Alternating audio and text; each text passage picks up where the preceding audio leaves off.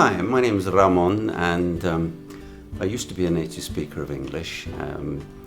I was born in London, grew up there, but I haven't lived there for most of my life, and lived in lots of different countries, France, Germany, Sweden, Spain, Argentina, Soviet Union, Ukraine, and for the longest time here in Poland.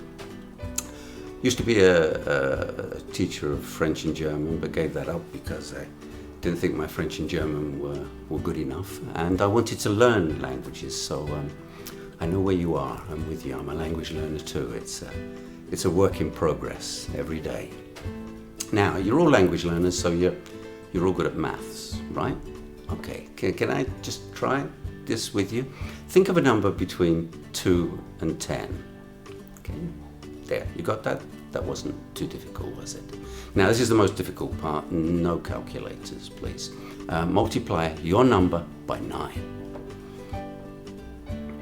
Okay, all right, you should have a number with 2 digits, like 23, for example.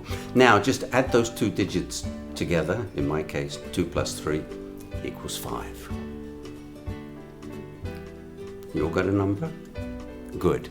Now, from the number which you now have, subtract 5. Take away 5.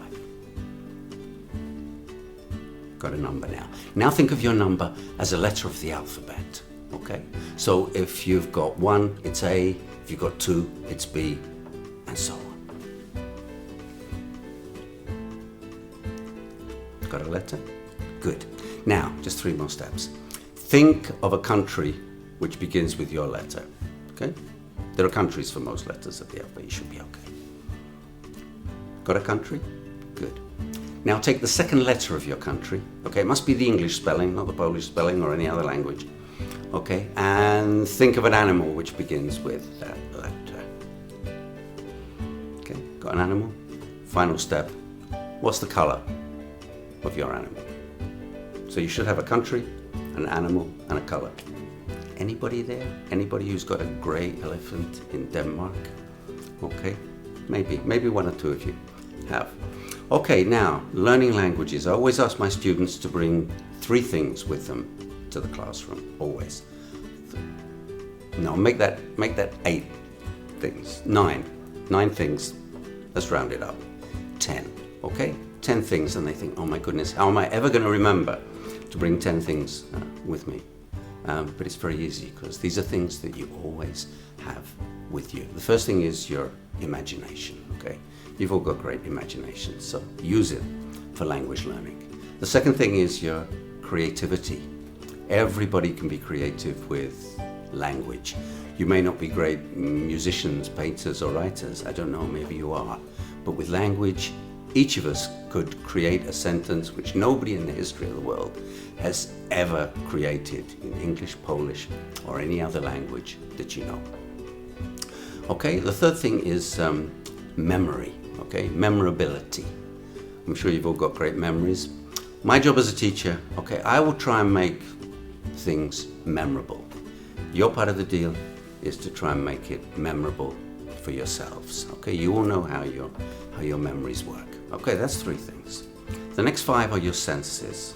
Okay, most of us use sight when we're reading, hearing when we're doing listening comprehension. But I think that, languages are like fine wine. You can smell them, you can taste them, and you can feel them. I like the idea of feeling comprehension. Okay, a little bit of concentration you can add to that, and all of those things together produce a kind of magic. I think there's magic in language learning and language teaching. Okay, language is everywhere, and we all have access to it, but we access it in different ways. Okay, let me try something here to get your imagination going. Let's just see if this works. Could you do this for me?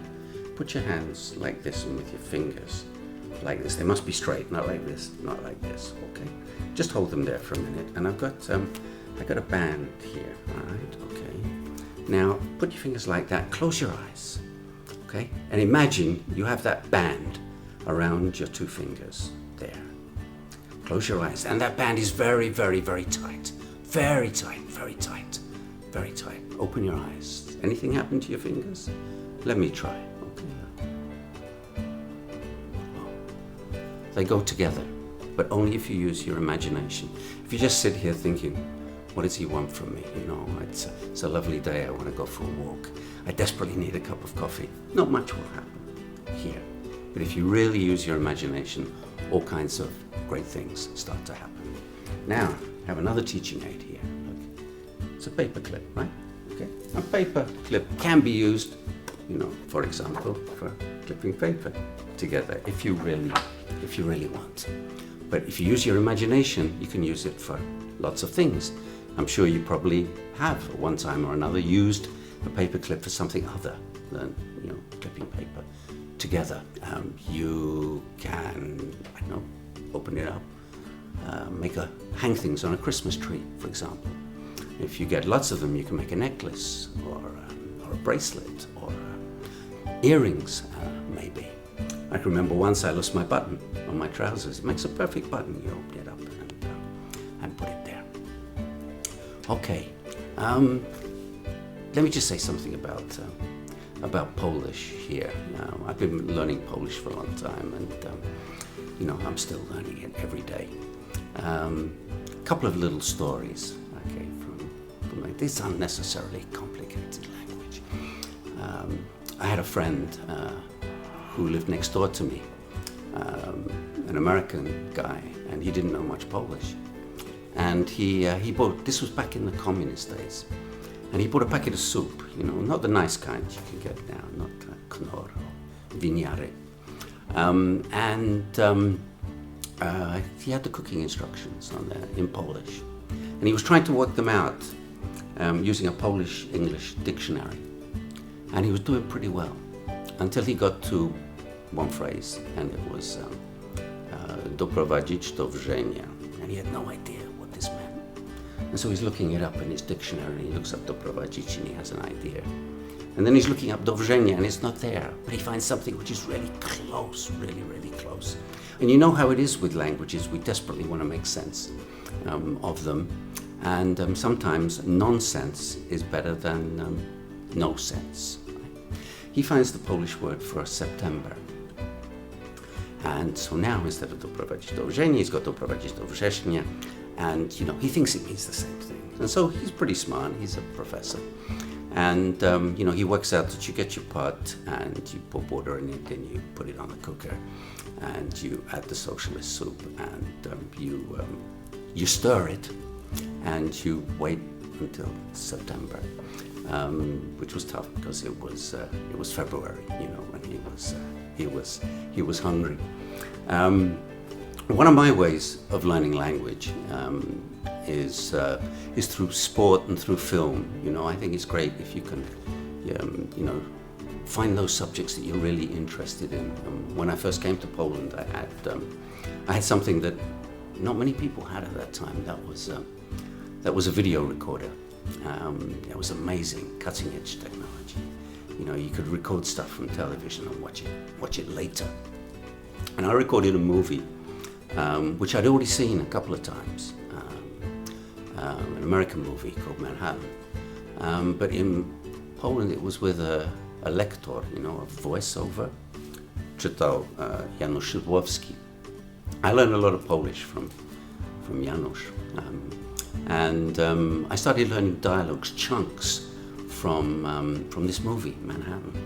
And so before I could say dzień dobry, hello, and do widzenia, goodbye, with confidence, I could say stuff like, no wiesz co, jestem trudny we współżyciu. It's a line from the movie, and you know, I used it. And if you use chunks of language, so it kind of, you know, it gives you confidence. And one other, this isn't from Polish, but it's from Ukrainian, and I lived in Ukraine for a while, and a friend was giving me a Ukrainian lesson, sitting in a room at the university, and she was trying to teach me personal pronouns, I, you, he, she, and so on, which are pretty much the same in Ukrainian as they are in Polish and in Russian. except for the third person. Instead of on and ona, it's vin and vona. And I was being clever, too clever, as it turned out. You know, I was going, ja, die, me. And at that moment, a male colleague unexpectedly walked into the room, and I thought I'd be really clever, because in Ukrainian, it's vin and vona. So I looked at him and I went, von. And he looked at me alone with his female colleague and he said, sorry. He said, and he left. I haven't made that mistake since, but you know, learning language is about making mistakes. Don't worry about making mistakes. We'll all make. Try not to make them again. Okay. You know, I like the image. I always think of, you know, have you ever watched ice skating? You know, Olympic ice skaters. They're fantastic. You know, they do these twists and turns and jumps, and sometimes they fall over. You know, but what do they do when they fall over? They get up and they go like that, and they move on. They put the mistake behind them. You know, don't worry about mistakes you might have made. Okay, and just to finish off with, I